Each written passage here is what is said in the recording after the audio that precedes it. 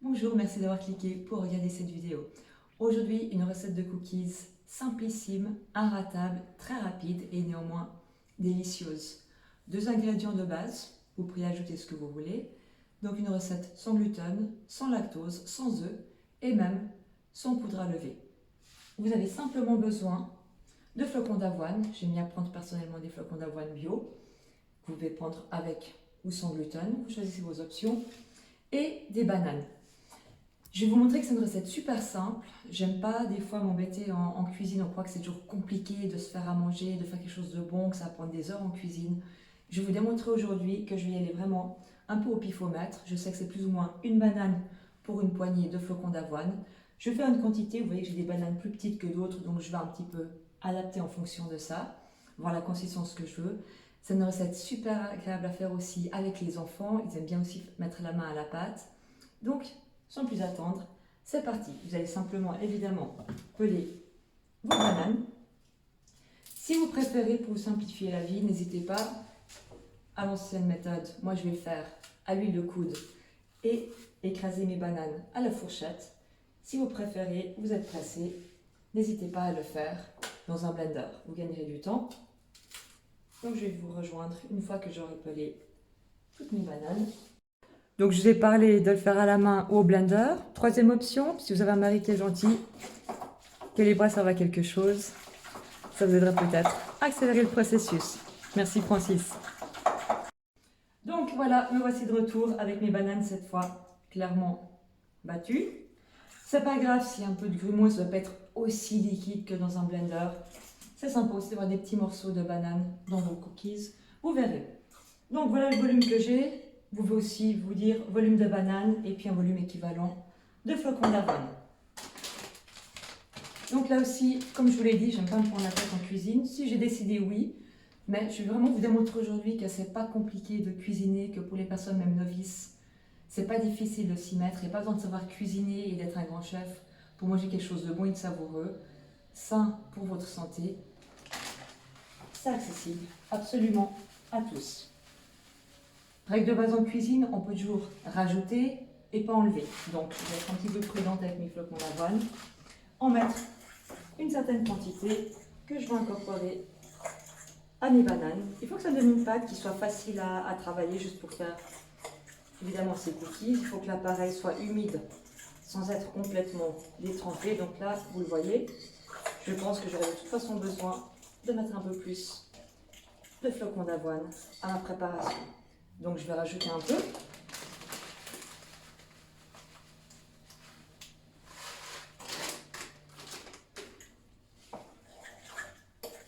Cuisiner à vue, ça peut aussi marcher pour ce genre de recette. On est d'accord, on n'est pas sur des macarons où il faut peser le sucre au grain près. Là, je pense que ça va être pas mal. Les flocons d'avoine vont aussi être hydratés avec l'humidité de la banane et gonfler un peu.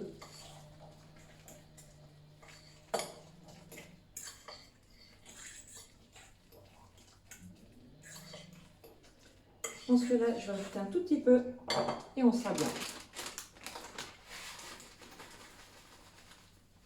Ok, je crois qu'on y est.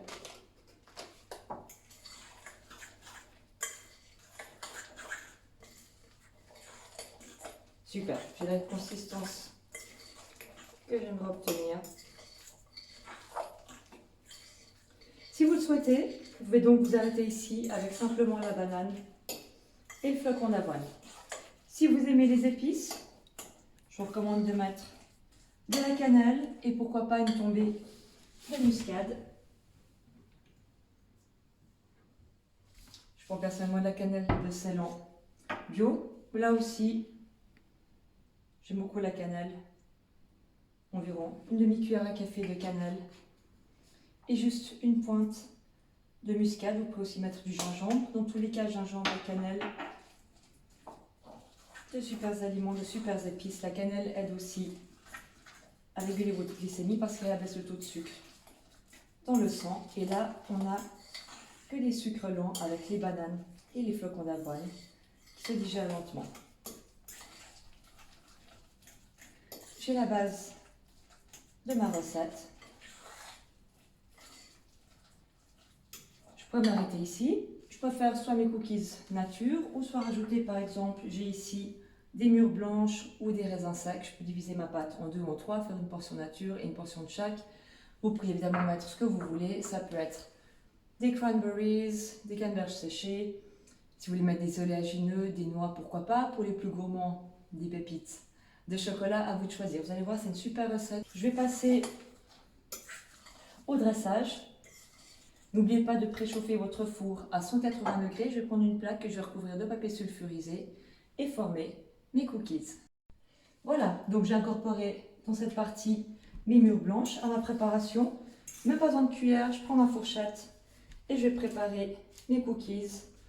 Là aussi, franchement, très simple. C'est pas grave si tout n'est pas absolument régulier. Ça dépend si vous voulez une forme particulière, mais je vais vraiment...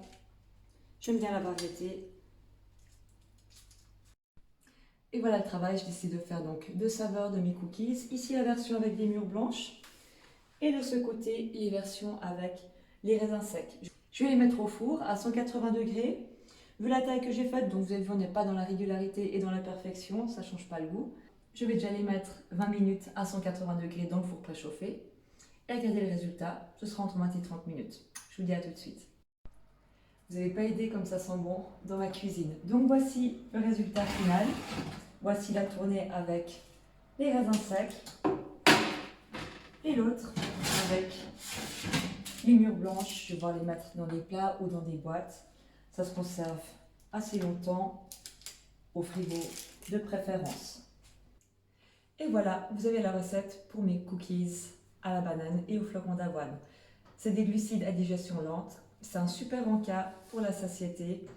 Vous pouvez le prendre aussi au petit déjeuner, sur le coup des 10 heures, pour le goûter, pourquoi pas en dessert avec votre thé ou votre café, et également pour les sportifs avant ou après votre entraînement avec votre shake protéiné. Testez cette recette avec les versions que vous préférez. Vous pouvez mettre des myrtilles séchées, des baies de goji, des canneberges, peu importe ce qui vous plaît.